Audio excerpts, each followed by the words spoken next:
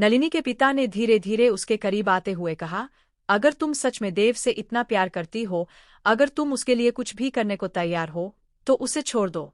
हाँ पार्वती, देव की जिंदगी से दूर चली जाओ। पार्वती ने उनकी ओर देखा।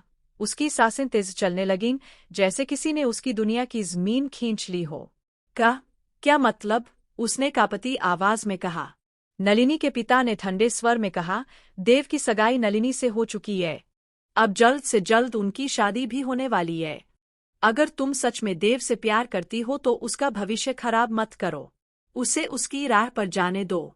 अगर तुम देव को खुश देखना चाहती हो तो उसका साथ छोड़ दो। सच्चा प्यार वही होता है ना, जो अपने प्रिय को खुश देख सके, चाहे उस खुशी में अपनी जगह न हो। पार्वती के सीने में जैसे कोई तूफान उठ गया। वो वहां खड़ी थी, मगर उसके पैरों के नीचे जमीन नहीं थी। आंखों के सामने अंधेरा छा गया। कुछ पल तक वह कुछ बोल ही नहीं पाई। फिर उसने हिम्मत जुटाते हुए कहा, ठीक है, मैं सब कुछ करने को तैयार हूँ, लेकिन देव से एक आखिरी बार मिलना चाहती हूँ। उससे कुछ कहना है, बस एक बार। नलिनी के पिता के चेहरे पर एक ठंडी मुस्कान आई, जैसे किसी ने जाल में फंसी मछली को देख लिया हो। उन्होंने कहा, ठीक है, लेकिन याद रखना, इस मुलाकात के बाद तुम हमेशा के लिए उसकी जिंदगी से चली जाओगी।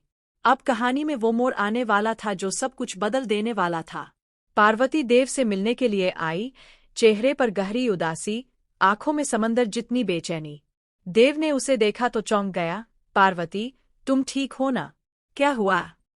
तभी पीछे से नलिनी के पिता की आवाज आई, देव, यह लड़की तुम्हें धोखा दे रही है।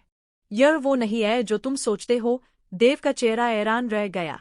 उसने पार्वती की ओर देखा, सवालों से भरी नजरों से। पार्वती की आंखों से आंसू बह निकले। वह कांपती आवाज में बोली, देव, मुझसे एक गलती हुई, एक ऐसी गलती जो अब सब कुछ बदल देगी। देव कुछ समझ ही नहीं पाया। कौन सी गलती पार्वती? तुम क्या कह रही हो? पार्वती ने गहरी सांस ली और बोली, मैं वो पार्वती नहीं हूं जिसे तुम प्यार करते हो। मैं बस एक लड़की हूं जिसने तुम्हारी पार्वती की जगह ली थी। मुझे मजबूर किया गया था देव, किसी और के लिए।